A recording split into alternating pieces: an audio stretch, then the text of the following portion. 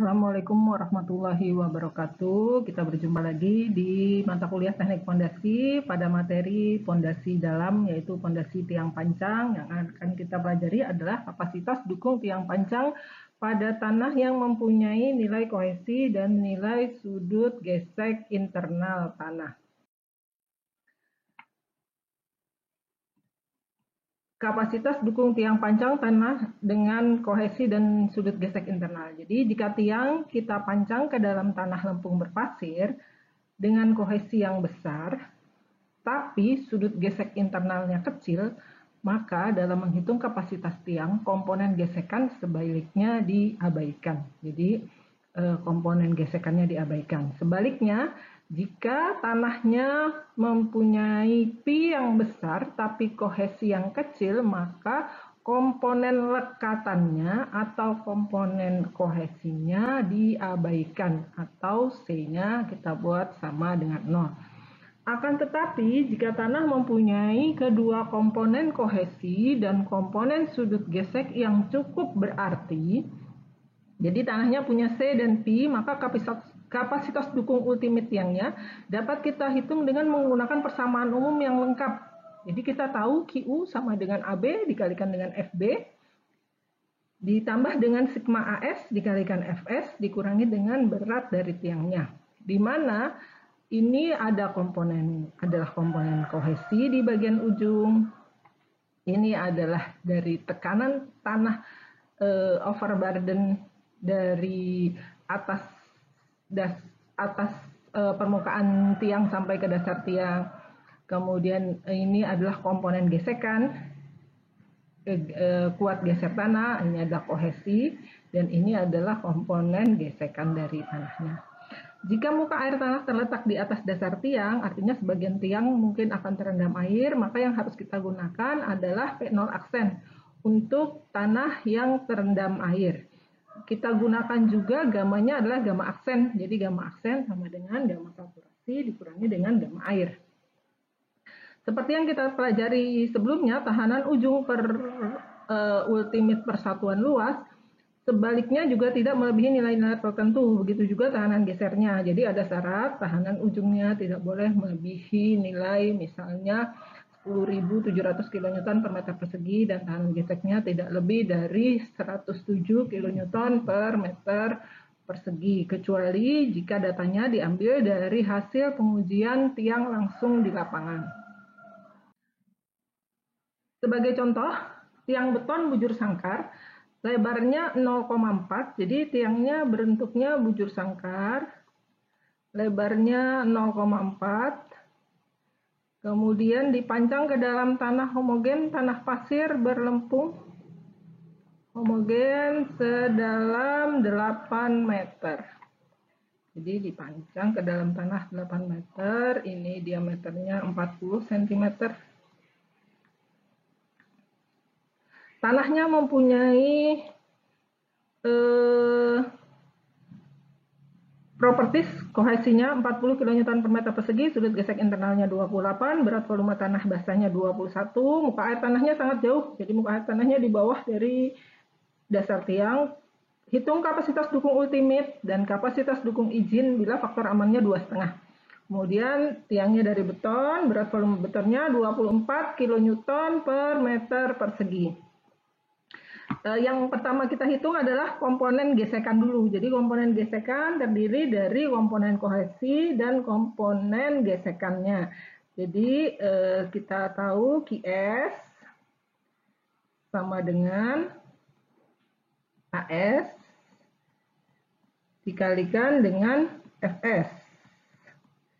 Di mana FS-nya sendiri sama dengan kohesi ditambah KD P0 tangen delta. Yang dimaksud dengan komponen kohesinya itu adalah ini, dan yang dimaksud dengan komponen gesekannya adalah KD P0 tangen delta. Untuk itu kita perlu mencari beberapa parameter yang belum kita ketahui. Jadi misalnya Sudut gesek internalnya 28, jadi tanahnya dari atas sampai ke bawah sama.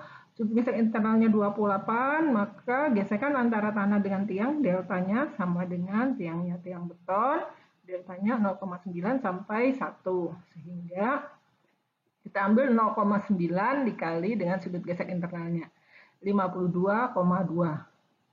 Kemudian pi-nya 28 derajat termasuk tanahnya pasir longgar atau loose. Kalau dia tanah pasir, ini kan pasir berlempung, maka termasuk pasir yang longgar. KD-nya diambil 1, pasir longgar 1 sampai 2, karena dia longgar maka kita ambil 1. Kemudian kita harus menghitung P0. P0 apa? P0 adalah P0 bar, di sini ditulis P0 bar, adalah rata tegangan vertikal di sepanjang dinding tiangnya. Jadi kalau ini tiang,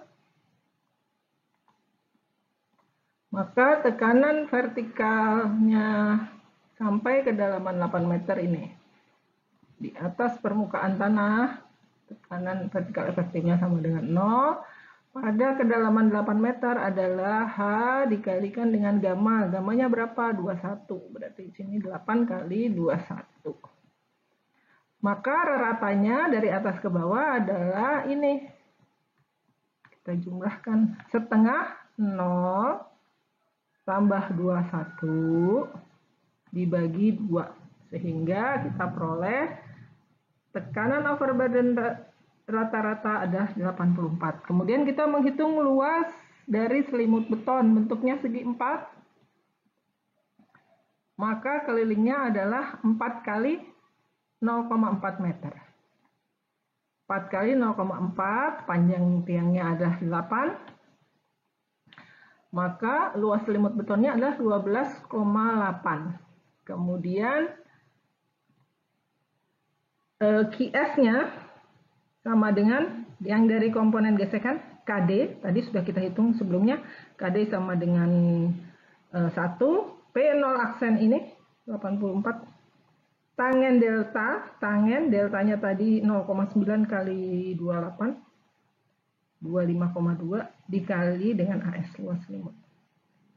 506 dari komponen gesekan. Dari komponen kohesinya, kohesi tadi sama dengan alfa kali CU dikali AS. Alfanya merupakan fungsi dari CU, CU-nya sama dengan kapasitas kohesi andrennya 40. Kohesi andrennya 40 ada di sini. Jadi kalau kita memakai persamaan dari carry cell yang ini 40 ada di sini, kita tarik sini, maka alfanya adalah di sini 0,7. 0,7 kali CU 40 dikali dengan AS-nya. AS-nya 12,8. 358. Sehingga ini kita jumlahkan dari komponen gesekan dan dari komponen lekatan. 864 ini jangan lupa harus kita cek dulu tahanan gesek satuannya. 864 dibagi dengan luasan selimutnya 60,24 kurang dari 107 kN per meter persegi, berarti oke. Kemudian kita hitung selanjutnya yaitu tahanan ujung. Tahanan ujung adalah tahanan yang ada di bagian dasar dari tiangnya. Jadi kalau ini tiang, maka ini QB-nya ada di sini. QB-nya ada di situ, AB 1,3 CNC, PBNQ 0,4, gamma BN gamma. Kenapa 1,3? Karena bentuknya segi 4. Kalau dia bentuknya lingkaran, di sini juga menjadi 1,3, tapi di sini jadi 0,3. NC, NQ, N gamma merupakan fungsi dari pi. Sudut gesek internalnya tadi 28.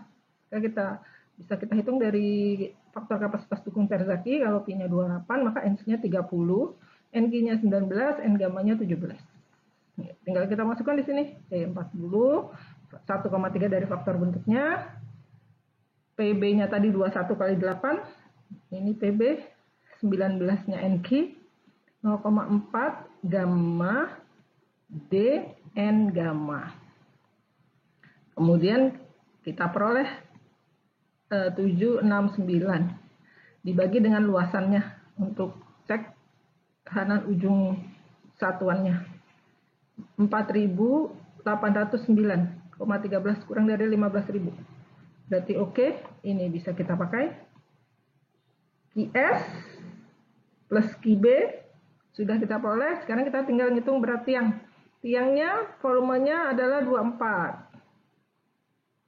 Volume 24, luasnya 0,4 kali 0,4, tingginya 8. Jadi ini volume dari tiangnya dikalikan dengan berat volume betonnya. Sehingga kita peroleh QB, ini tadi 769, ditambah QS 864 dari slide sebelumnya dikurangi dengan WP ini, dibagi dengan faktor amannya 2,5. Maka satu tiang dapat mendukung beban 641,3 kN. Demikian latihan untuk tiang pancang dalam tanah yang mengandung kohesi dan sudut gesek internal. Saya akhiri. Assalamualaikum warahmatullahi wabarakatuh.